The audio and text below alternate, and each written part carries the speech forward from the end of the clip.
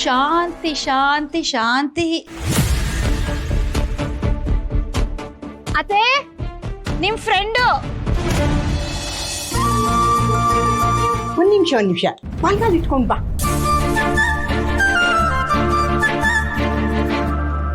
ಇದೇನಿದು?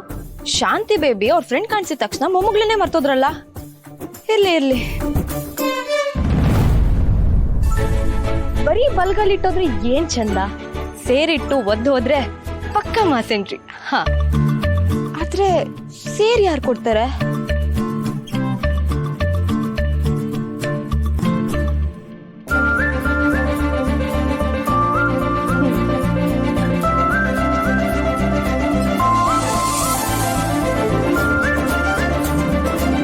ಅಕ್ಕಿ ಆದ್ರೇನು, ಸಕ್ಕರೆ ಆದ್ರೇನು, ಎರಡು ಶುಭನೇ ಅಲ್ವಾ?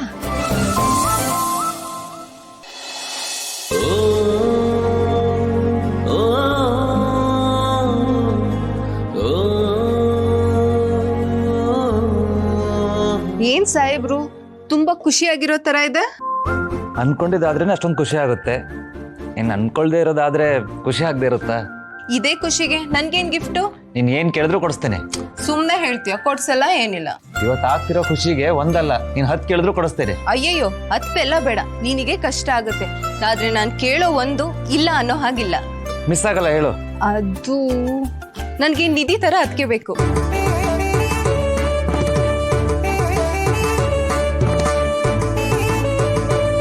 ಬಿಟ್ಟಿದ್ಯಾ? ಏನೋ ಗೊಂಬೆ ಗಿಫ್ಟ್ ಕೇಳ್ತೀಯ ಅಂದ್ರೆ ಏನೇನೋ ಕೇಳ್ತಿದ್ಯಲ್ಲ, ಆಗಲ್ಲ, ಹೋಗು. ನನ್ ಗಿಫ್ಟೇ ಅಣ್ಣ ಕೇಳಿದ್ದು, ಅದ್ಕೇನೆ ನನ್ ಗಿಫ್ಟ್. ನಿಧಿ ತರ ಅದ್ಕೇನೆ ಬೇಕು. ಆಗಲ್ಲ ಅನ್ನೋ ಆಗಿಲ್ಲ, ಮಾತ್ ಕೊಟ್ಟಾಗಿದೆ. ಸುಮ್ನಿರು, ಅದೆಲ್ಲ ತಮಾಷೆ ಮಾಡೋ ವಿಷಯ ಅಲ್ಲ. ನೀನ್ ಇನ್ನೊಂದ್ಸಲ ಈ ತರ ವಿಷಯ ಎಲ್ಲ ಎತ್ತಬಾರ್ದು. ಯಾಕೆ? ಅವಳಿಗೇನ್ ಕಮ್ಮಿ ಆಗಿದೆ?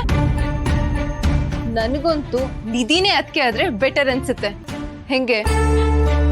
ಜೊತೆಗೆ ನಿಂಗೂ ಅವಳಿಗೂ ಪಕ್ಕ ಮ್ಯಾಚ್ ಆಗುತ್ತೆ. ನಿಮ್ಮಿಬ್ರಲ್ಲಿ ಆ ಸ್ಪಾರ್ಕ್ ಇದೆ. ಮಾತಾಡೋಂಗಿಲ್ಲ ಅಂದ್ರೆ ಮಾತಾಡೋಂಗಿಲ್ಲ ಅಷ್ಟೇ. ಆಯ್ತು ಬಿಡಪ್ಪ, ನಾನ್ ಮಾತಾಡಲ್ಲ. ಕೆಳಗೆ ನಿಧಿನೇ ಬಂದಿದ್ದಾಳಲ್ಲ. ನಿಧಿನಾ? ಅದಕ್ಕೆ ನಿಧಿನಾ ಅಂತ ಕೇಳ್ತೀಯ? ನಿಧಿ ಬಂದಿದ್ದಾಳೆ ಅಷ್ಟೇ.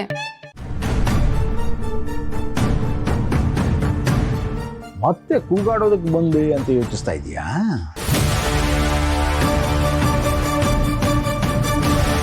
ಮನೆಗೆ ಶತ್ರುಗಳೇ ಬಂದ್ರು ಆತಿಥ್ಯ ಮಾಡಬೇಕು ಅನ್ನೋದು ನಮ್ಮ ಸಂಪ್ರದಾಯ. ಅಂಥದ್ರಲ್ಲಿ ನಮ್ಮ ಅಮ್ಮನ ಮಿತ್ರಕೂಟನೇ ಬಂದಿದೆ. ಜೊತೆಗೆ ನಿನ್ನ ಹಿತೈಷಿ ನಿಧಿನೂ ಬಂದಿದ್ದಾಳೆ. ಹೋಗಿ ಸತ್ಕಾರ ಮಾಡು. ಅದನ್ನೇ ಹೇಳೋಣ ಅಂತ ಬರ್ತಿದ್ದೆ, ಅಷ್ಟ್ರಲ್ಲಿ ನೀನೇ ಸಿಕ್ಬಿಟ್ಟೆ. ಥ್ಯಾಂಕ್ಸ್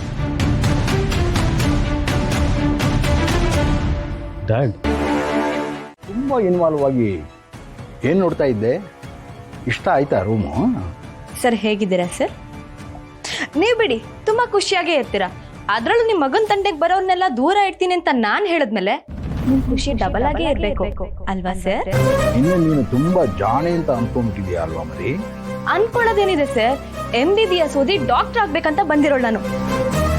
ಇಲ್ಲ ಅಂದಿದ್ರೆ ಡುಮ್ಕಿ ಹೊಡ್ದು ನಿಮ್ ಮಗ ಸಂಜಯ್ ಇದನ್ನಲ್ಲ, ಅವನ್ ತರನೇ ನಿಮ್ ಕಾಲೇಜಲ್ಲೇ ಇರ್ಬೇಕಿತ್ತು. ಬೆಟ್ಟ ಇದ್ರು ಕಡ್ದು ಹಾಕ್ತೀನಿ ಅನ್ನೋ ತರ ಮಾತಾಡ್ತಾ ಇದೀಯಾ. ಆಡು. ಆದ್ರೆ ಇವತ್ತು ಗೊತ್ತಾಗುತ್ತೆ, ಬೆಟ್ಟ ಕಡಿತೀಯೋ ಇಲ್ಲ ಹಲ್ಲು ಕಡ್ಕೊಂಡು ನಿಂತಿರ್ತೀಯೋ. ಅರ್ಥ ಆಗೋ ತರನೇ ಹೇಳಿ ಸರ್, ಪರವಾಗಿಲ್ಲ. ಎಲ್ಲಾ ಸಮಯದಲ್ಲೂ ಕರ್ಣನ್ ಕಾವಲಾಗ್ತೀನಿ ನಿಂತಿದ್ದೆ ಅಲ್ವಾ? ಇವತ್ತು ಆ ಕರ್ಣಂಗೆ ನಾನು ಬಗೆಯಲ್ಲಿ ಕಾಟ ಕೊಡ್ತೀನಿ.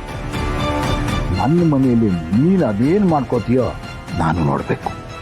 ಏನ್ ಸರ್ ಹೇಳಿ ಅಂದ್ರೆ ಯೋಚನೆ ಮಾಡ್ತಾ ನಿಂತಿದ್ದೀರಾ? ಮಾತಾಡೋ ಮೊದಲು ಯೋಚನೆ ಮಾಡಿ ಮಾತಾಡೋನು ನಾನು.